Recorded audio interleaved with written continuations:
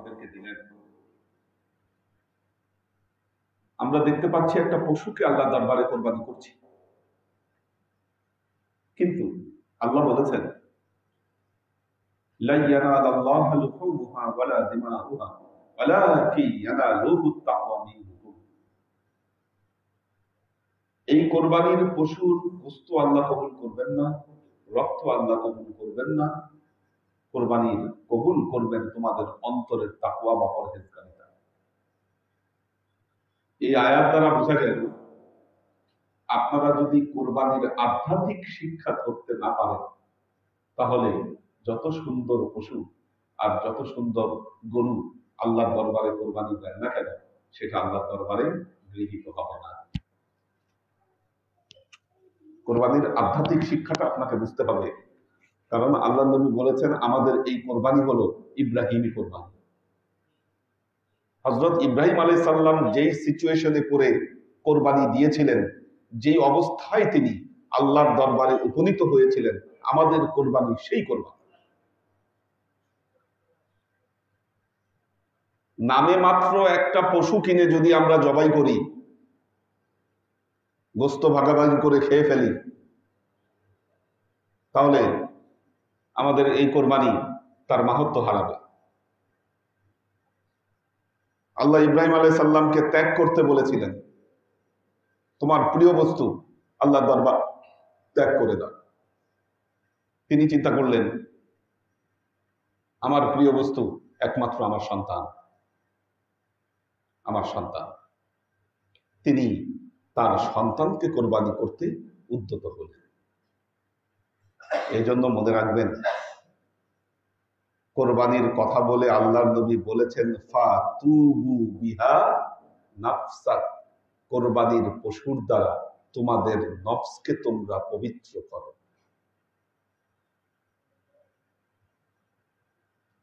নফসকে পবিত্র করা। কোরবানি আসলে তো দেখি আমাদের নফস আরো তাজা হয়, কারণ গোস্ত খাওয়া হয়, আর গোস্ত খেলে নফস তাজা হবে, এটাই স্বাভাবিক। আবার আল্লাহ কোরআনে নির্দেশ দিয়েছেন একটু খেতেই হবে, খাবেন না একেবারে অ্যাভয়েড করবেন এটাও হবে না। এখন কেউ যদি বলেন যে না আমি একটুও খাবো না, কোরবানির গোস্ত আমি এটা পুরো আল্লাহ রাহে দিয়ে দিব, এটা কোরআনের আয়াতের আবার খেলাফ হবে। আল্লাহ বলেছেন ফাকুলু মিনহা, এখান থেকে তোমরাও খাও।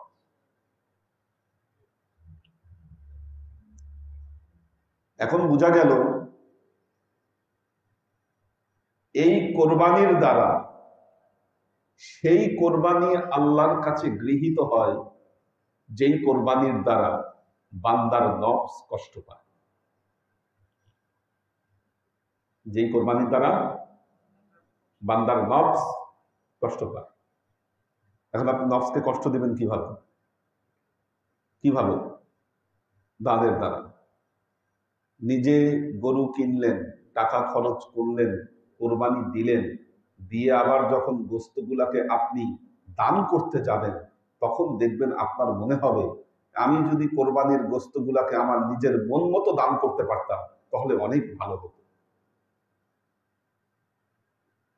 এটা মনে হয় কি?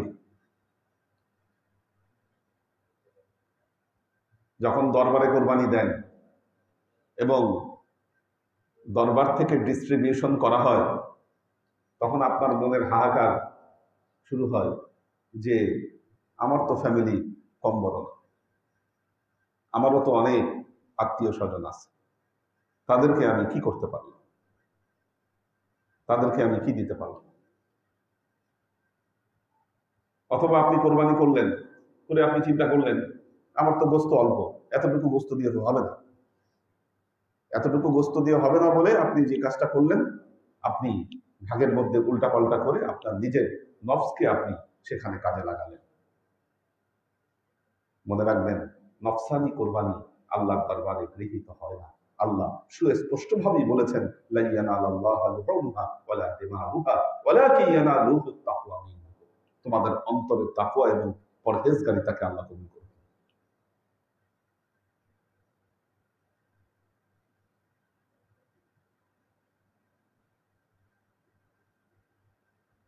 এক ভাগ কোরবানি দিতে এখন কত খরচ হয়?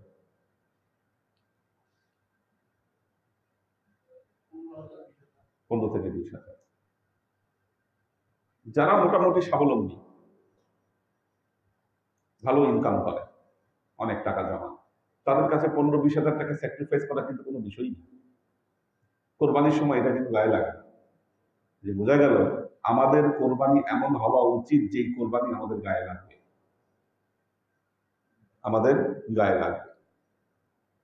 আপনারা এখানে যারা কোরবানি করবেন, চেষ্টা করবেন এই জায়গার কোরবানির নিয়ম কানুনকে মেনে চলতে। এবং একটা জিনিস মনে রাখবেন, নিয়ম কানুন মানতে গেলেই তখন শয়তান আপনার নফসকে ধোঁকা দিবে। এখন আপনি আপনার নফসকে দমন করতে পারছেন কি, আপনি নফসকে আপনি দমন করছেন না, এটা হচ্ছে মুখ্য বিষয়। কোরবানির মূল উদ্দেশ্য আপনার নফসকে আল্লাহর দরবারে আত্মসমর্পিত করে দেওয়া। ইব্রাহিম আলাইহিস সালাম কোরবানি করেছিলেন, তার ফলশ্রুতিতে কি হয়েছে? দান। কোরবানি কিন্তু একটা দান। আল্লাহ যত ধরনের দান করেছেন, দানের কোয়ালিটি ঠিক করেছেন, তার মধ্যে কোরবানি হলো একটা দান। বান্দা যখন এই দান আল্লাহর দরবারে উপস্থাপন করে, এই দানের অনেক মাহাত্ম্য আছে। আল্লাহ নবী বলছেন, এই কোরবানির পশুর রক্ত জমিনে পড়ার আগেই সেটা আল্লাহর দরবারে গৃহীত হয়ে যায়, সেটা আল্লাহর দরবারে পৌঁছে যায়। জমিনে পড়ার আগেই আল্লাহর দরবারে এটা চলে যায়, আল্লাহ কবুল করে দেয়। আল্লাহ যার কোরবানি কবুল করবেন, মনে রাখবেন, দুনিয়া আখেরাতে তার আর পেছনের দিকে ফিরে ফিরে তাকানোর কথা নয়। উভয় জগতে তার জীবন বরকতমণ্ডিত হয়ে যাওয়ার কথা। যেমনি ভাবে আল্লাহ হযরত ইব্রাহিম আলাইহিস সালামকে তার বংশ পরম্পরায় তাকে মর্যাদা মণ্ডিত করেছেন। কি মর্যাদাটা দিয়েছিলেন হযরত ইব্রাহিম আলাইহিস সালামকে, আপনি চিন্তা করে দেখেন। বললেন, বংশ পরম্পরায় আমি তোমাকে মর্যাদা মণ্ডিত করব। তাই হলো। অমিন যুররিয়াতি, ইব্রাহিম আলাইহিস সালাম বলেছিলেন, আল্লাহ আপনি আমার পরম্পরাকেও আপনি সম্মানিত করবেন। আল্লাহ বললেন, যারা জালেম হবে তাদেরকে ছাড়া আমি বাকিদেরকে আমি কি করব? এই পরম্পরা আমি দান করব। এখন কথা হলো, হযরত ইব্রাহিম আলাইহিস সালাম কোরবানি করে আল্লাহর কাছে এত মর্যাদা মণ্ডিত হয়েছিলেন, আপনি কোরবানি করছেন আল্লাহর কাছে মর্যাদা মণ্ডিত হচ্ছেন না কেন? তার মানে বোঝা গেল আপনার নিয়তের মধ্যে পার্থক্য রয়েছে, নিয়তের মধ্যে গন্ডগোল আছে। কারণ কোরবানির মুহূর্তে মানুষের অন্তরের দিকে আল্লাহ তাকিয়ে থাকেন।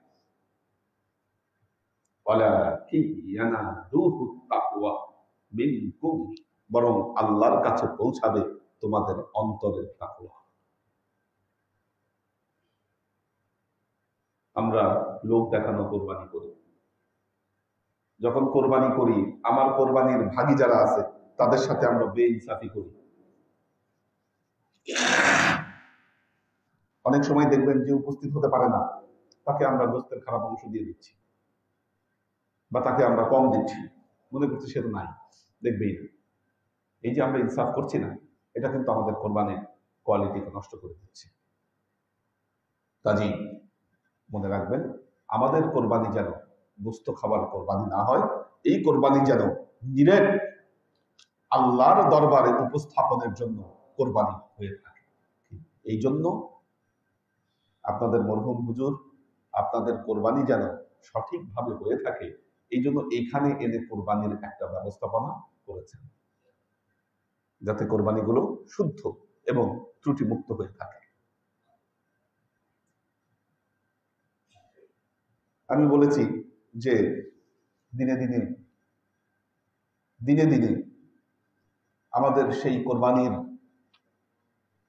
আমাদের কোরবানির পশু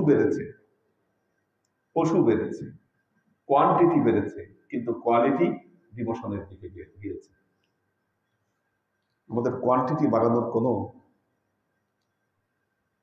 দরকার নাই। যারা কোরবানি দিবেন আগে থেকে আলোচনা করবেন কিভাবে তারা কোরবানি দিবেন। আর আপনারা পশু দেখতে থাকেন, কারণ সময় কিন্তু একেবারে নাই। আপনারা এবার অনেক দেরি করে ফেলেছেন সবকিছুতে। হ্যাঁ, যেভাবে গাছাড়া দিয়ে পড়ে আছেন, এটা আমাদের জন্য কাম্য নয়। আমরা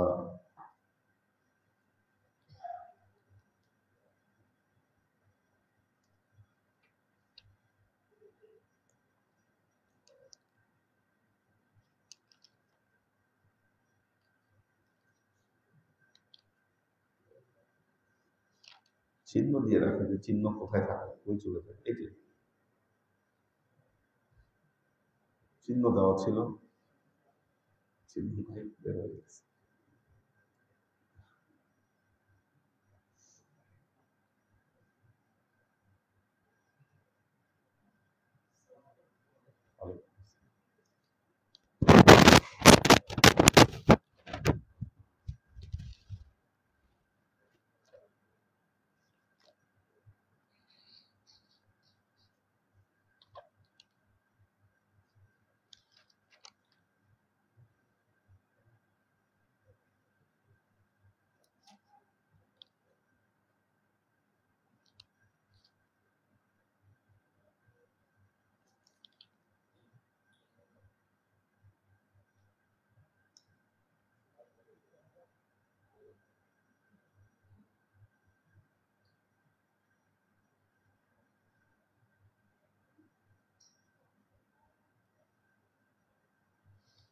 أعوذ بالله من الشيطان الرجيم.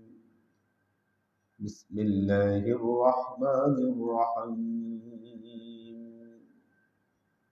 أحلت لكم الأنعام إلا ما يتلى عليكم فاجتنبوا الرجس من الأوثان واجتنبوا قول الزور.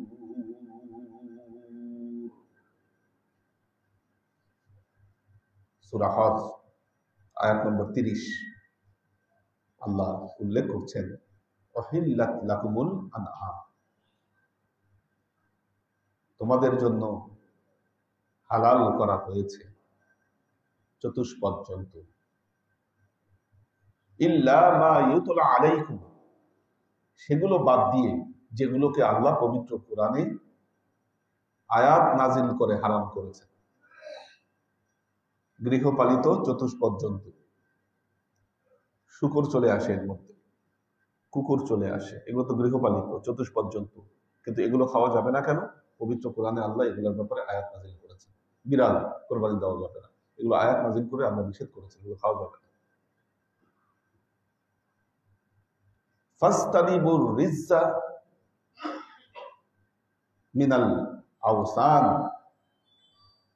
ওয়াজতানিবু কওলাজ যুর।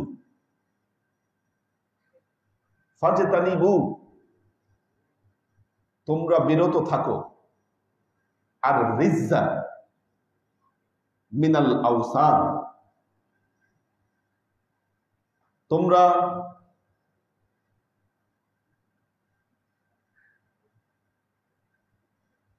পৌত্তলিকতা। কেন? আগে পশু বলি দেওয়া হতো, পশু বলি দেওয়া হতো। কার উদ্দেশ্যে বলি দেওয়া হতো?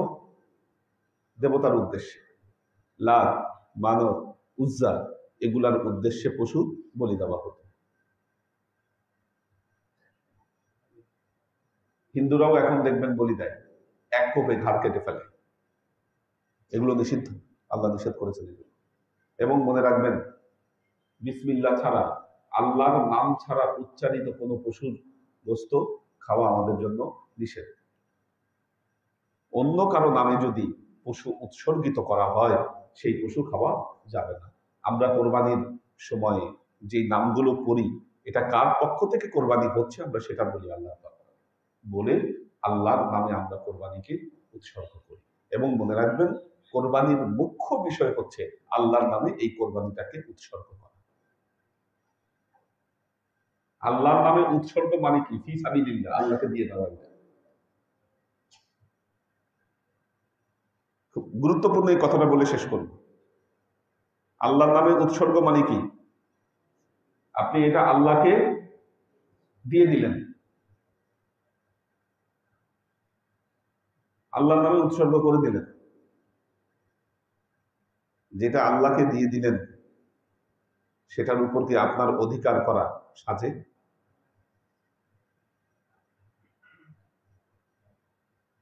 এটার উপর অধিকার করা সাজে না। তারপরেও আমরা এখান থেকে খাচ্ছি কেন? কেন? এটা আল্লাহর মাহাত্ম্য, তিনি আমাদেরকে দিচ্ছেন কিছু, যে বান্দা তুই নে, একটু খা,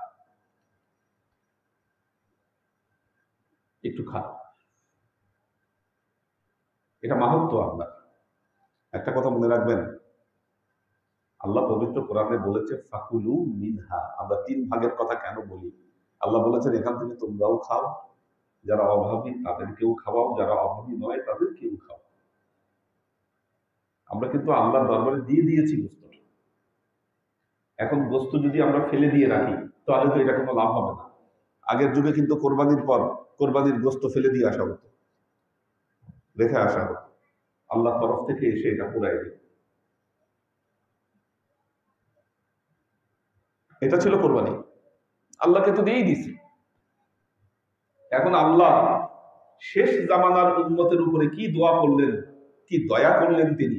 আল্লাহ বললেন যে ঠিক আছে, আমার দরবারে কোরবানি করেছো, আমি এটাকে গ্রহণ করেছি, আমি তোমাদের জন্য করুণা করলাম, না তোমরা এর থেকে একটু খাও।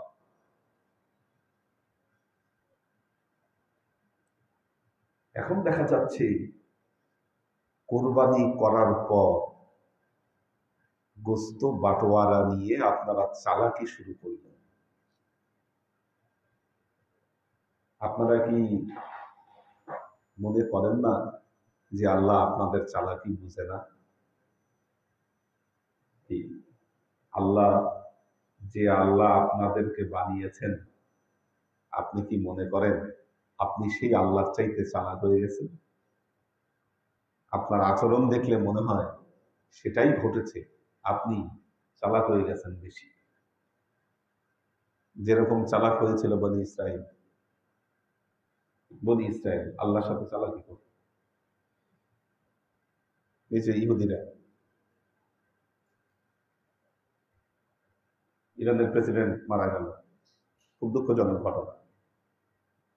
তার চাইতে বড় দুঃখজনক হলো আমাদের কিছু মোল্লা মৌলবী, তারা ফেসবুকে পোস্ট দিচ্ছেন এদের জন্য দোয়া করা যাবে না, এরা শিয়া, এদের জন্য। আর কারা পোস্ট দিচ্ছেন? এই ইহুদি খ্রিস্টানদের তৈরি করা দালালেরা। আমার মনে হয় কেউ হয়তো বুঝে করছেন, কেউ হয়তো না বুঝে করছেন। কেউ বুঝে করছেন, কেউ না বুঝে করছেন। এই শতাব্দীতে ইহুদি খ্রিস্টানদের সবচাইতে বড় সফলতা হল, মনে রাখবেন, মুসলমানদেরকে ডিভাইড করে দেওয়া। আর পৃথিবীতে যেই ইস্যু নিয়ে মুসলমানরা সবচাইতে বড় ডিভাইডেশন নিজেদের মধ্যে তৈরি করেছে, সেটা হলো শিয়া এবং সুন্নির দ্বন্দ্ব। শিয়া সুন্নি, আসলে শিয়া সুন্নিটা কি? আমাদের তথাকথিত কিছু আলেম, মোল্লা মৌলবী, যারা আরব দেশ থেকে পড়ে আসছে, ইবনে সৌদের দালাল, যাদের পেছনে আমেরিকা এবং জায়ানবাদের কোটি কোটি ডলার যাদের পিছনে ব্যয় হয়েছে, এরা এসে ফতোয়া দিচ্ছে যে শিয়ারা মুসলমানই না, এদের জন্য দোয়াই করা যাবে না। আসলে মূলত কি করছে? এই যে ডিভাইডেশন, এটা মুসলমানদের মধ্যে জিগিয়ে রাখছে। আল্লাহ কোরআনে কি বলেছেন? ওয়া'তাসিমু বিহাবলিল্লাহি জামিআ ওয়ালা তাফাররাকু। তোমরা আল্লাহর রজ্জুকে শক্তভাবে ধারণ করো, পৃথক হও।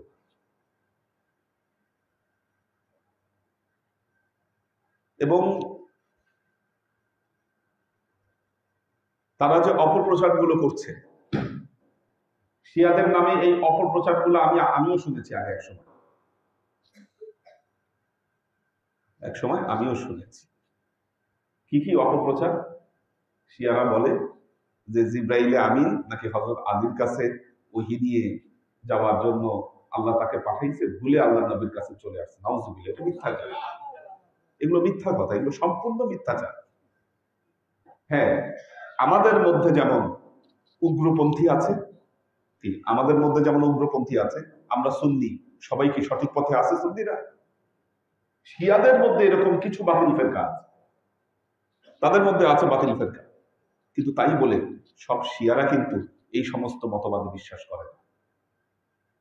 আর পৃথিবীতে আজকে মুসলমানদের মধ্যে এই শিয়া বিদ্বেষ তৈরি করেছে ইহুদি এবং খ্রিস্টানরা, কারণ তারা জানে আপনারা খুব ভালো মতো বিচার করলে আপনারা দেখবেন যে এই বর্তমান জামানায় ইহুদি খ্রিস্টানদেরকে চ্যালেঞ্জ করা কি ইরান ছাড়া অন্য কোনো দেশের পক্ষে সম্ভব না। সম্ভব না, সব তো গোলাম হয়ে আছে, গোলামি করতেছে সব। পারবে কেমনে? যাদের আবার ওই দিন দেখলাম এক মৌলবী বলতেছে শিয়ারা নাকি বলে কোরআন শরীফ বলে 90 পারা না 40 পারা। এবার সব মিথ্যা কথা, মিথ্যা কথা। ইরানের যত কোরআন শরীফ আছে সব আমাদের মতো 30 পারা কোরআন শরীফ, একই সিরিয়ালে, একই সবকিছু। কোরআন চর্চায় তো ইরান অনেক আগানো, তাদের অনেক বড় বড় কারি বাংলাদেশে আসে, আমাদের মসজিদে এসে তো তেলাওয়াত করছে, আমাদের মসজিদে এসে তেলাওয়াত করছে। শিয়া সুন্নি ডিভাইডেশন তৈরি হয়েছে মূলত খোলাফায়ে রাশেদার পর। সিফিনের যুদ্ধের সময় যারা হযরত আলীর পক্ষ অবলম্বন করেছিল তাদেরকে বলা হয় শিয়ায়ে আলী বলা হয়। এবং মূল পার্থক্য হচ্ছে শিয়া সুন্নির মধ্যে পলিটিক্যাল পার্থক্য, এটা কোনো থিওলজিক্যাল পার্থক্য না, এটা মনে রাখবেন। শিয়া সুন্নির বিভেদ একমাত্র পলিটিক্যাল কারণে, রাজনৈতিক মতবাদ। এটা পার্থক্যটা কিসের? রাজনৈতিক মতবাদের পার্থক্য, এটা কোনো ধর্মীয় পার্থক্য না। পৃথিবীতে মুসলমানরা 3টা কারণে ডিভাইডেড হয়েছে। একটা হলো school of politics, school of thought and school of philosophy. Political কারণে মুসলমানদের মধ্যে 3টা ভাগ হয়েছে, শিয়া, সুন্নি এবং খারেজি। এখন এই রাজনৈতিক কারণ ধরে আপনারা মোল্লা মৌলবীরা বলতেছেন শিয়াদের জন্য দোয়া করা যাবে না, এই করা যাবে না, সেই করা যাবে না। ঠিকই তো তালেবানরা গিয়ে ওখানে হাত তুলে দোয়া করে আসে, তালেবান নেতারা গিয়ে। একটা জিনিস মনে রাখবেন, এই সময় মুসলমানদের ঐক্য সবচাইতে জরুরি। ওয়াতাসিমু বিহাবলিল্লাহি জামিআ, তোমরা আল্লাহর রজ্জুকে শক্তভাবে ধারণ করো। যারা এই অপপ্রচার গুলো করছে, মনে রাখবেন তাদের শিয়া মতবাদ সম্পর্কে ধারণা স্পষ্ট নয়। তারা তাদের মাদ্রাসায় তাদের ওস্তাদদের দ্বারা যা কিছু শুনেছে এর বাহিরে তাদের কংক্রিট আর কোনো ধারণা নাই। এগুলা ধারণার উপর ভিত্তি করে এই সমস্ত কথা মানুষের কাছে বলছে। এবং আমি দেখেছি বাংলাদেশে অনেক বড় বড় আলেমেরা শিয়াদের বিরুদ্ধে এই মুহূর্তে ফতোয়া দিচ্ছে যে রাইসি মারা গেছে, এর জন্য দোয়া করা যাবে না। রাইসি মারা গেছে এর জন্য দোয়া করবা না। ইহুদিরা শিয়া সুন্নি মিডল ইস্টে মুসলমানদের 2 ভাগ করে রাখছে। এরা এখন মারতিছে কাদেরকে? শিয়াদেরকে মারতিছে না সুন্নিদেরকে মারতিছে? মারার সময় তো এরা মুসলমান মারতিছে, আর আমরা মুসলমানরা কোনো কথা বলছি না কেন? কথা বলতে পারছি না, একত্রিত হতে পারছি না। আমাদের মধ্যে এই দেয়াল তৈরি করে রাখছে যে না, ওদের পক্ষ নেওয়া যাবে না, ওদের পক্ষে কিছু বলা যাবে না, ওরা তো শিয়া। কত বড় একটা ফাইজলামি আপনি চিন্তা করে দেখেন।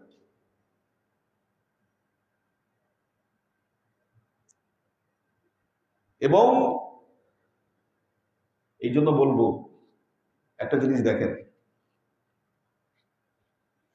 আপনি কি ওই বিষয় সম্পর্কে মন্তব্য করতে পারেন যে বিষয় সম্পর্কে আপনার ধারণা নাই? আমাদের ডক্টর শওকত ওসমান ভাই, তিনি ইঞ্জিনিয়ার। এখন ওনার ইঞ্জিনিয়ারিং বিষয়ে যদি আমি মন্তব্য করি, এটা যৌক্তিক হবে না কারো কাছে গৃহীত হবে? বলেন বলেন না, কারোর কাছে গৃহীত হবে? আমি যদি বলি যে না, এই সেতুটা এইভাবে হবে না, ওইভাবে করতে হবে, তার মানে বোঝা যাবে আমি যে কথা বলছি, আমার কথার উপর আমার নিজের কোনো ধারণা নেই, অথবা কুয়ার ব্যাং হয়ে আমি লাফাচ্ছি। আমি আমার পারিপার্শ্বিকতায় যা দেখতেছি মনে করছি যে এর বাইরে আর কোনো কিছু নেই। ডাক্তারি শাস্ত্রে যদি আমি মন্তব্য করি, এটা আমার জেহালাত ছাড়া আর কিছু হবে না, এটা মূর্খতা ছাড়া আর কিছু হবে না।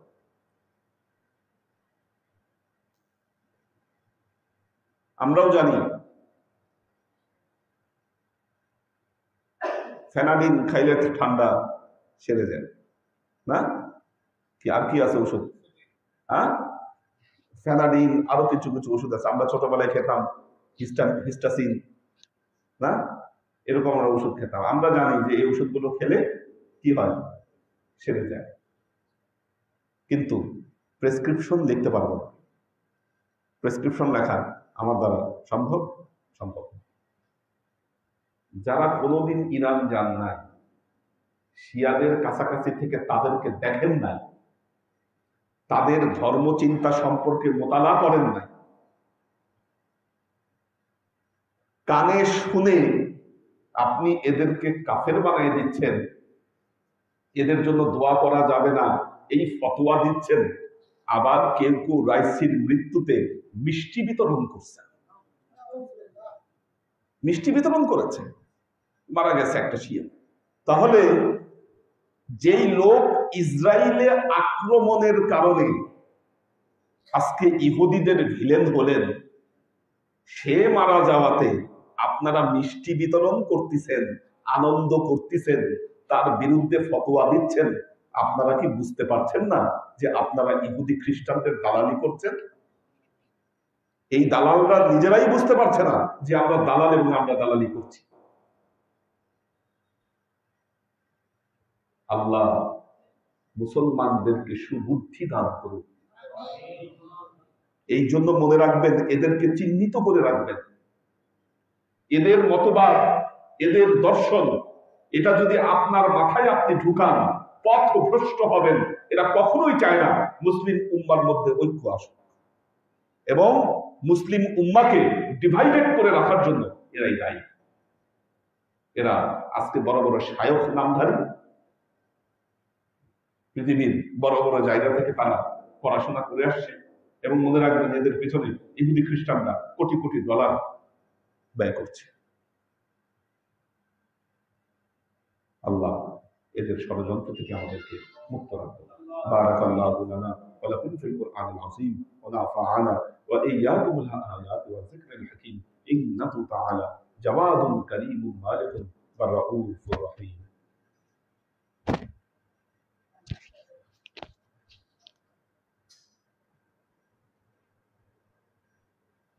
থেকে আজাদ, সাগর সরকার, তাসলিমা আক্তার, আব্দুল হাফিজ, কামরুল আনাম, মাহফুজুল হক উজ্জ্বল, সুরভি আক্তার নিপা, তারেক বাইজিদ, সুরাইয়া আক্তার, কবির হোসেন, সহিফা বিনতে আমির, এইচ কে কনক, আজমির সুলতানা, সাজ্জাদ হোসেন সাগর, শোয়েব খান, সৈয়দা আমরিন শরীফ, শাকির ইবনে খলিলুল্লাহ, ফেরদৌসী নাহার আউয়াল, সাগর আহমেদ। আল্লাহ সবাইকে ভালো রাখুন, সুস্থ রাখুন। আল্লাহুম্মা আমিন। রব্বানা যালামনা আনফুসানা ওয়া ইন লাম তাগফির লানা ওয়া তারহামনা লানাকুনান্না মিনাল।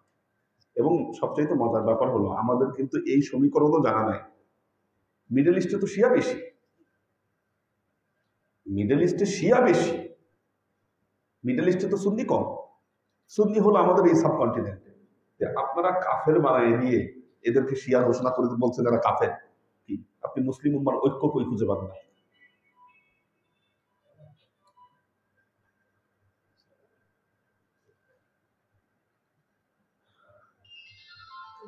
ربنا ظلمنا أنفسنا وإن لم تغفر لنا وترحمنا لنكونن من الخاسرين. ربنا لا تزغ قلوبنا بعد إذ هديتنا وهب لنا من لدنك رحمة إنك أنت الوهاب. اللهم إنك عفو تحب العفو فاعف عنا يا غفور رحيم الودود. سبحان ربك رب العزة عما يصفون سلام على المرسلين والحمد لله رب العالمين. واجعل آخر كلمتنا عند الموت لا إله إلا الله.